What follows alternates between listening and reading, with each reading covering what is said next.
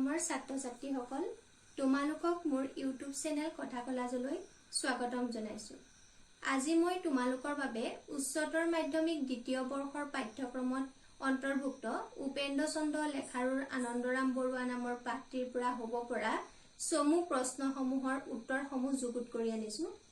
আশা কৰিছো তোমালোকে ভিডিঅ'টোৰ জৰিয়তে অলপ উপকৃত হ'ব পাৰিবা। পূৰ্বতেও মই আনন্দৰাম বৰুৱা পাঠটোৰ সম্পৰ্কত দুটি ভিডিঅ' এই চেনেলতে তোমালোকলৈ বুলি আগবঢ়াইছিলো। তোমালোকে যদি এতিয়ালৈকে লাভ কৰা নাই, মই ডেছক্ৰিপশ্যন বক্সত ভিডিঅ' দুটিৰ লিংক সংলগ্ন কৰি দিম, প্ৰয়োজন হ'লে চাব পাৰিবা। প্ৰথম প্ৰশ্নটো হ'ল আনন্দৰামৰ কিহে মহৎ আৰু অমৰ কৰি তুলিছে। আনন্দৰামক কিহে মহৎ আৰু অমৰ কৰি তুলিছে বুলি ক'বলৈ হ'লে আমি ক'ব লাগিব আনন্দৰাম অসমৰ এখনি সৰু গাঁৱতে জন্ম হৈছিল।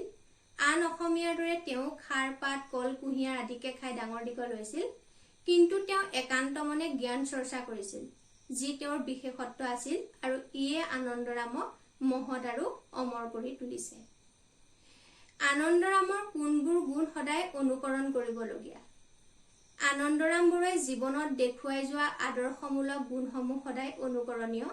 তেওঁৰ জন্মভূমি তথা পৰিয়ালৰ প্ৰতি থকা শ্ৰদ্ধা, দেশভক্তি, তেওঁৰ একাগ্ৰতা, মনোবল, কৰ্মস্পৃহা, পৰিশ্ৰম, অনুসন্ধান স্পৃহা আদিৰ দৰে আদৰ্শবোৰ সদায় অনুকৰণ কৰা উচিত। কেনেধৰণে নিজৰ পৰিচয় দি আনন্দৰাম বৰুৱাই সন্তোষ লাভ কৰিছিল বুলি পাঠটোত পোৱা যায়। দুৰ্লেভশ্বৰী আৰু গৰ্গৰামৰ পুত্ৰ, পৰশুৰাম আৰু জানকীৰামৰ ভাতৃৰ বুলি পৰিচয় দি আনন্দৰাম বৰুৱাই সন্তোষ লাভ কৰিছিল। আনন্দৰাম বৰুৱাৰ সময়ত ভাৰতীয় মানুহে ইউৰোপ যাবলৈ কিয় সাহ কৰা নাছিল? পথ দুৰ্গম আৰু জাত যোৱাৰ ভয়ত ভাৰতীয় মানুহে আনন্দৰাম বৰুৱাৰ সময়ত ইউৰোপ যাবলৈ ভয় কৰিছিল। আনকি সেই সময়ত অসমৰ পৰা বংগদেশলৈ যাবলৈকে মানুহে সাহ কৰা নাছিল। কি কি কথাৰ বাবে আনন্দৰাম বৰুৱা পূজ্য হৈ থাকিব? আনন্দৰাম বৰুৱাই নিজ কৰ্মক্ষেত্ৰৰ যোগেদি সকলো কৰ্মক্ষেত্ৰৰে মূল দুৱাৰ আমাৰ বাবে মুকলি কৰি দিছে, আৰু নৱযুগৰ সূত্ৰপাত কৰি অসমীয়াৰ পক্ষে গৌৰৱময় কৰি তোলাৰ বাবে আনন্দৰাম বৰুৱাক সদায় পূজা কৰিব লাগে বা সদায় পূজা পাব। আনন্দৰাম বৰুৱাৰ মহৎ আদৰ্শৰাজি আমি কেনেদৰে গ্ৰহণ কৰিব পাৰো? উত্তৰ হ'ব আনন্দৰাম বৰুৱাক পথ দেখাওতা ৰূপে বা পথ প্ৰদৰ্শক ৰূপে সদায় স্মৰণ কৰিব লাগে। তেওঁৰ দৰে অমৰ আৰু আকাৰহীন ব্যক্তিক মূৰ্তিমন্ত কৰি চকুৰ আগত ৰাখিব লাগে। আনন্দৰামৰ দৰে প্ৰকৃত মহাপুৰুষসকলৰ পদাংক অনুসৰণ কৰি প্ৰত্যেক মানুহে নিজক উন্নতিৰ পথেৰে পৰিচালিত কৰিবলৈ সক্ষম হ'ব পাৰে। আধুনিক বিজ্ঞানসন্মত পদ্ধতিত পুৰণি সাহিত্য গ্ৰন্থৰ সম্পাদনা কৰা ব্যক্তিজন কোন আছিল? তেওঁ সম্পাদিত দুখন গ্ৰন্থৰ নাম লিখা।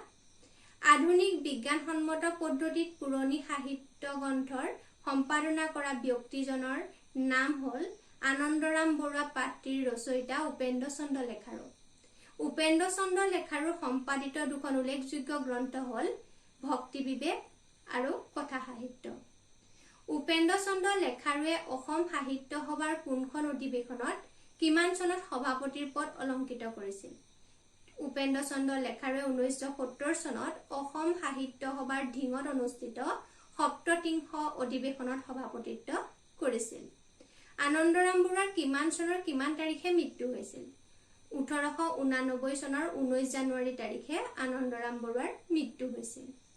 আনন্দৰাম বৰুৱাৰ ৰচিত গ্ৰন্থসমূহৰ নাম কি কি? আনন্দৰাম বৰুৱাই 1877 পৰা 1880 চনৰ ভিতৰত তিনিটা খণ্ডত ইংলিছ সংস্কৃত ডিক্সনেৰী প্ৰণয়ন কৰে।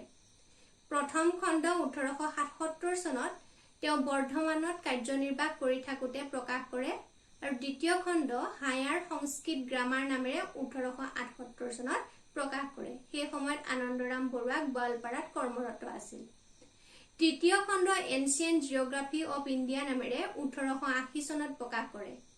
তেওঁ অন্যান্য গ্ৰন্থসমূহ companion to Sanskrit reading undergraduates of the Kolkata university 1887 চনত প্ৰকাশ পায়।